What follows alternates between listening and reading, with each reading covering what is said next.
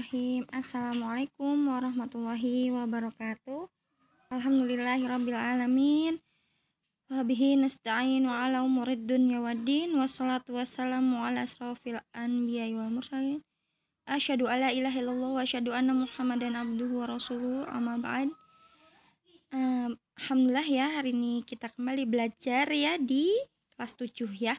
Untuk hari ini kita akan belajar materi atau mata pelajaran hadis ya, masih di pelajaran yang pertama ya.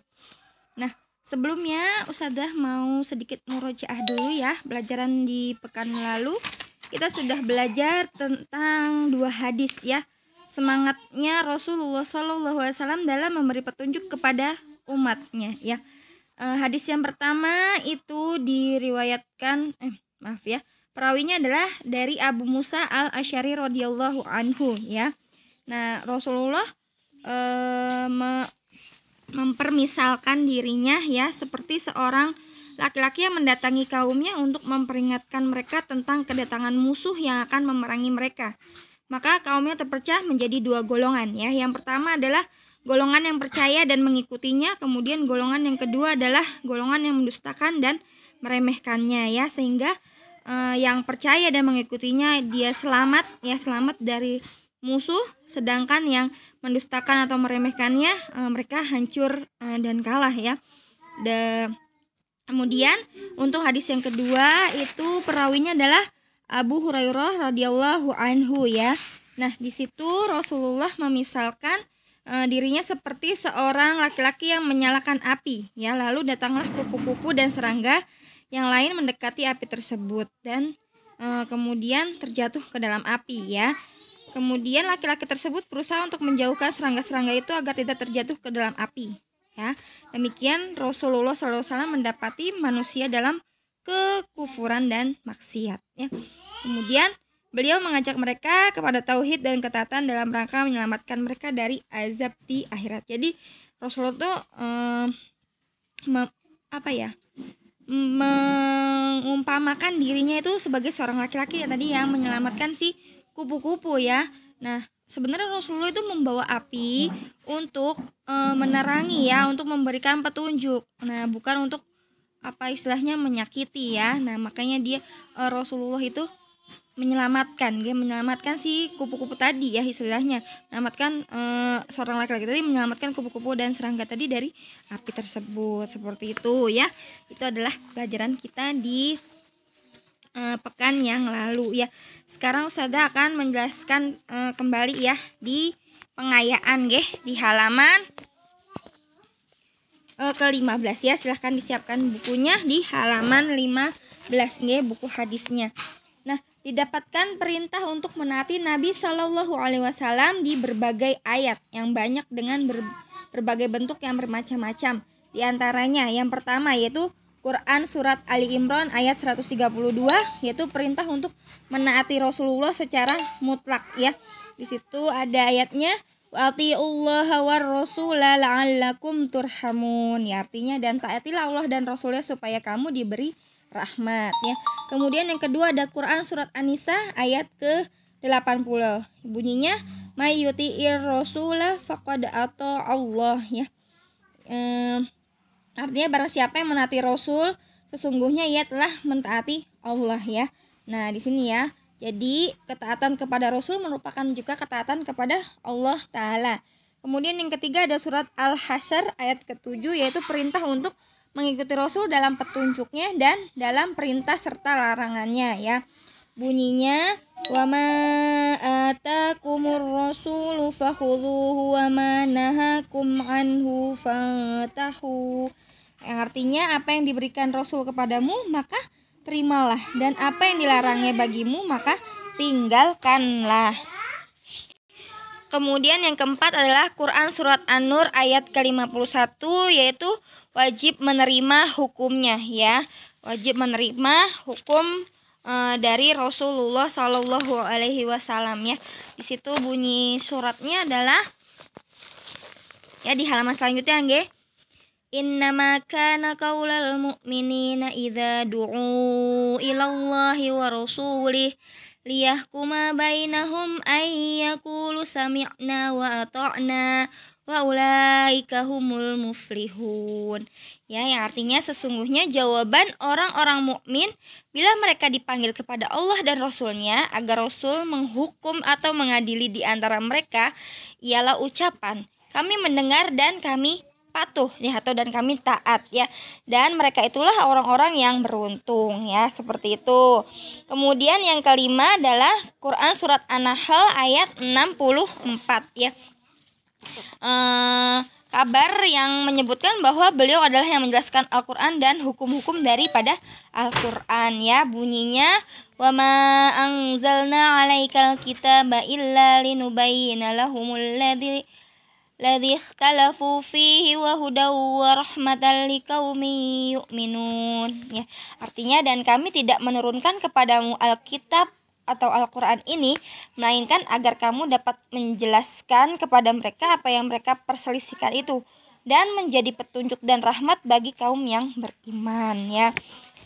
Kemudian yang keenam adalah Quran surat An-Nur ayat 63, yaitu menjelaskan tentang larangan dari menyelisihi Rasulullah ya, dilarang menyelisih Rasulullah, dan menyelisih Rasulullah merupakan sebab datangnya azab. Nauzubillah min dzalik ya.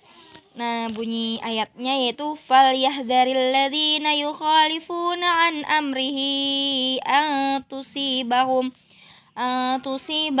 fitnatun aw yusibahum adzabun alim. Nah, artinya maka hendaklah orang-orang yang menyelisihi perintah Rasul takut akan ditimpa cobaan atau ditimpa azab yang pedih ya. Auzubillahi min dzalik ya. Makanya tidak boleh menyelisih Rasulullah. Yang terakhir adalah Quran surat An-Najm ayat ketiga sampai keempat, yaitu bahwasanya beliau terjaga dari kesalahan dan hawa nafsu ya.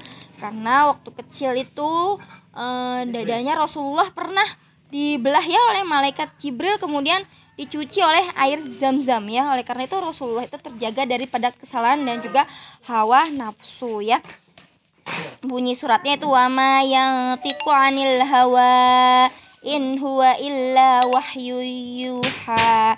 Itu ya, dan artinya dan tiadalah yang diucapkannya itu selain Al-Qur'an ya, bukan menurut kemauan hawa nafsunya ya. Ucapannya itu tiada lain hanyalah wahyu yang diwahyukan kepadanya ya. Jadi ucapan Rasulullah itu bukan karena hawa nafsunya ya, tapi itu adalah firman dari Allah Subhanahu wa taala. Seperti itu ya.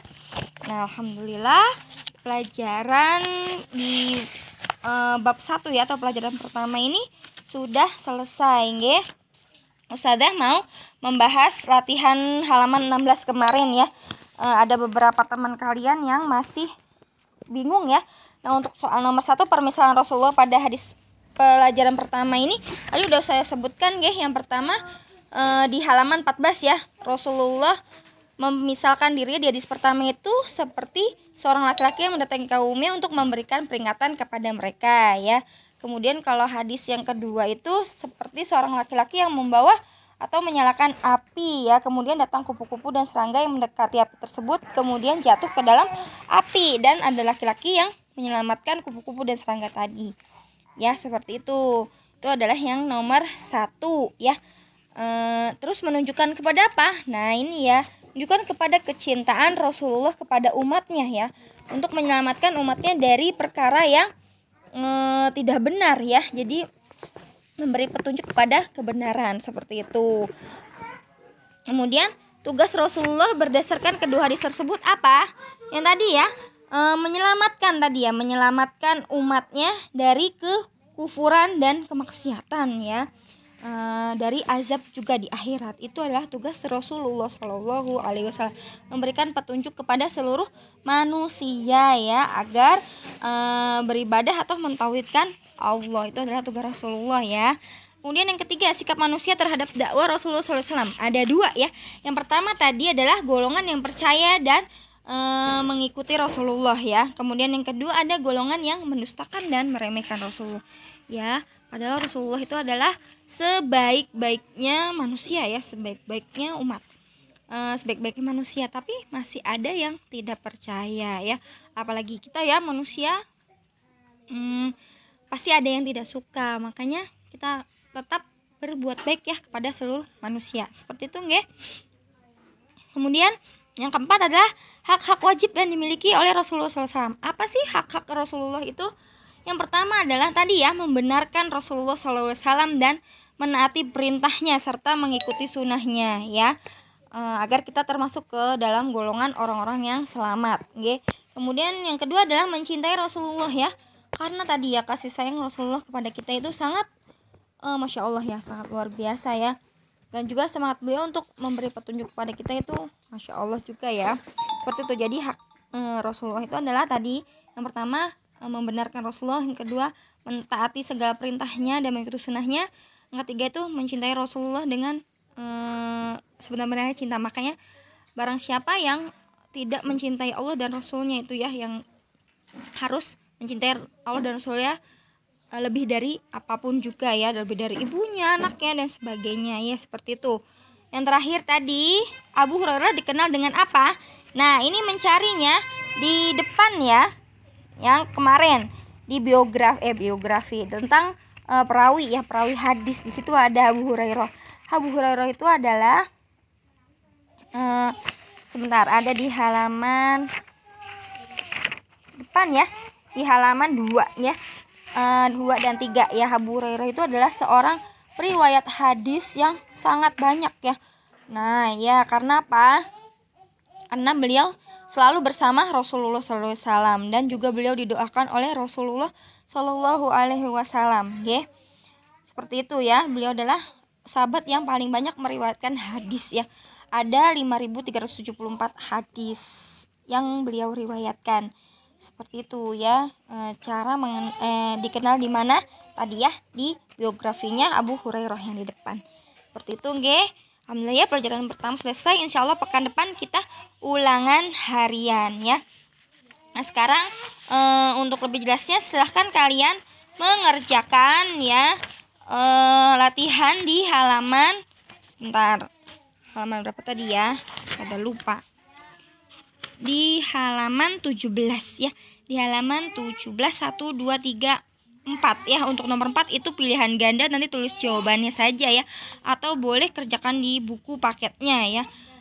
Seperti itu. Nanti silahkan dikirimkan ke nomor Ustazah via Japri ya. Dan persiapan pekan depan kita akan ulangan harian ya di bab 1. Nanti kalau ada yang kurang jelas silahkan tanyakan ke Ustazah ya. Sampai sini dulu. Ustazah akhiri dengan doa kafaratul majlis.